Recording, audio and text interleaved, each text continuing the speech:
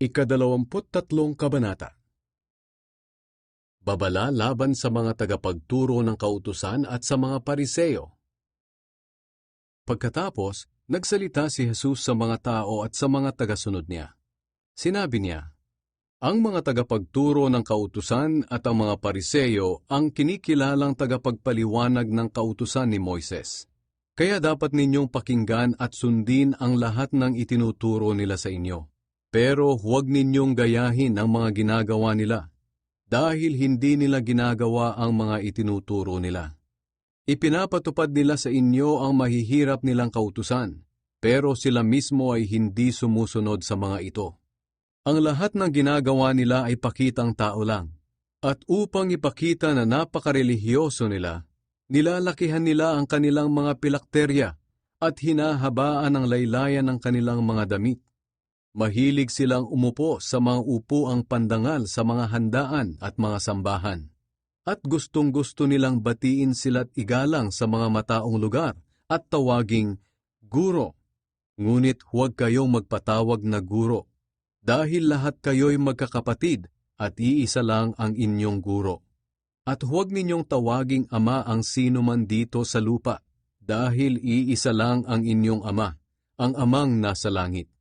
Huwag din kayong magpatawag na amo, dahil iisa lang ang inyong amo, walang iba kundi ang Kristo. Ang pinakadakila sa inyo ay dapat maging lingkod ninyo. Ang nagpapakataas ng kanyang sarili ay ibababa ng Diyos, at ang nagpapakababa ay itataas ng Diyos. Tinuligsa ni Jesus ang mga tagapagturo ng kautusan at mga Pariseo. Nakakaawa kayong mga tagapagturo ng kautusan at mga Pariseo, kayong mga mapagkunwari. Hinahadlangan ninyo ang mga tao na mapabilang sa kaharian ng Diyos. Kayo mismo ay ayaw mapabilang at pinipigilan pa ninyo ang mga gustong mapabilang. Nakakaawa kayong mga tagapagturo ng kautusan at mga Pariseo, kayong mga mapagkunwari. Dinadaya ninyo ang mga biyuda para makuha ang kanilang mga ari-arian, at pinagtatakpan ninyo ang inyong mga ginagawa sa pamamagitan ng mahabang pagdarasal. Dahil dito, tatanggap kayo ng mas mabigat na parusa.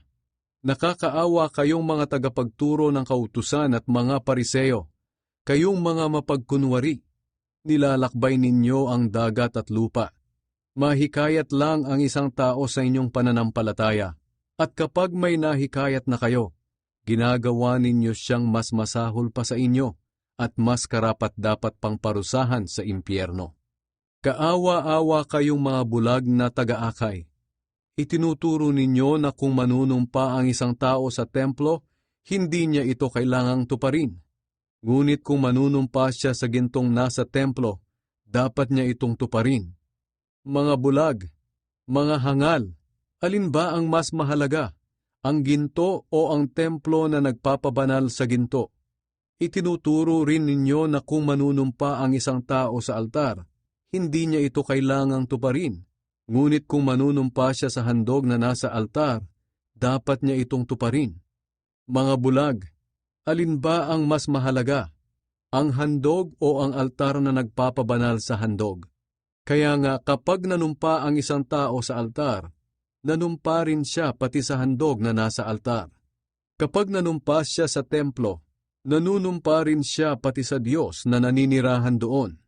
At kapag nanumpa siya sa langit, nanunumpa rin siya pati sa trono ng Diyos at sa Diyos mismo na nakaupo roon. Nakakaawa kayong mga tagapagturo ng kautusan at mga Pariseo, kayong mga mapagkunwari. Ibinibigay nga ninyo kahit ang ikapu ng inyong mga pampalasa. Ngunit hindi naman ninyo sinusunod ang mga mas mahalagang utos tungkol sa pagiging makatarungan, mahabagin, at pagiging tapat. Dapat nga magbigay kayo ng inyong mga ikapu, pero huwag naman ninyong kaligtaang gawin ang mga mas mahalagang utos. Mga bulag na taga-akay, sinasala ninyo ang maliliit na insekto sa inyong inumin, pero lumululon naman kayo ng kamelyo. Nakakaawa kayong mga tagapagturo ng kautusan at mga Pariseo, kayong mga mapagkunwari. Nililinis ninyo ang labas ng tasa at pinggan ayon sa inyong seremonya, Ngunit ang loob ng puso ninyo'y puno naman ng kasakiman at katakawan.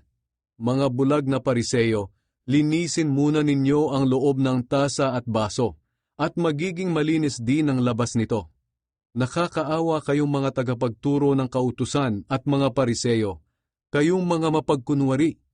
Katulad kayo ng mga libingang pininturahan ng puti at magandang tingnan sa labas. Pero ang nasa loob ay puro kalansay at iba pang maruruming bagay. Ganyang-ganyan kayo, dahil kung masdan kayo ng mga tao'y parang tama ang ginagawa ninyo, pero sa loob ninyo'y puno kayo ng pagkukunwari at kasalanan. Sinabi ni Jesus ang kanilang kaparusahan. Nakakaawa kayong mga tagapagturo ng kautusan at mga Pariseyo, kayong mga mapagkunwari. Ipinapaayos ninyo ang mga libingan ng mga propeta at ng mga taong matuwid, at pinagaganda ninyo ang mga ito. At sinasabi ninyo na kung buhay sana kayo sa panahon ng inyong mga ninuno, hindi ninyo papatayin ang mga propeta tulad ng ginawa nila. Kung ganoon, inaamin nga ninyo na lahi kayo ng mga taong pumatay sa mga propeta. Sige, tapusin nyo ang sinimulan ng inyong mga ninuno. Mga ahas, lahi kayo ng mga ulupong, hindi nyo matatakasan ang kaparusahan sa impyerno. Kaya makinig kayo. Magpapadala ako sa inyo ng mga propeta, marurunong na tao at mga guro. Papatayin ninyo ang ilan sa kanila, at ang iba'y ipapako sa krus. Ang iba'y hahagupitin ninyo sa inyong sambahan, at uusigin ninyo sila saang lugar man sila pumunta. Dahil dito, mananagot kayo sa pagpatay sa lahat ng taong matuwid, mula kay Abel hanggang kay Zacarias na anak ni Berekia, na pinatay ninyo sa pagitan ng templo at ng altar. Talagang kayong mga nabubuhay sa panahong ito ang mananagot sa lahat ng mga kasalanang ito. Kayong mga taga-Jerusalem, binabato ninyo at pinapatay ang mga propeta na sinugo ng Diyos sa inyo. Maraming beses ko na kayong gustong tipunin at alagaan, gaya ng isang inahing manok na nagtitipon at nagkakanlong ng kanyang mga sisiw sa ilalim ng kanyang mga pakpak, pero ayaw ninyo. Kaya bahala na kayo sa sarili ninyo, sapagkat hindi nyo na ako makikita hanggang sa dumating ang panahon na sabihin ninyo, pagpalain ang dumarating sa pangalan ng Panginoon.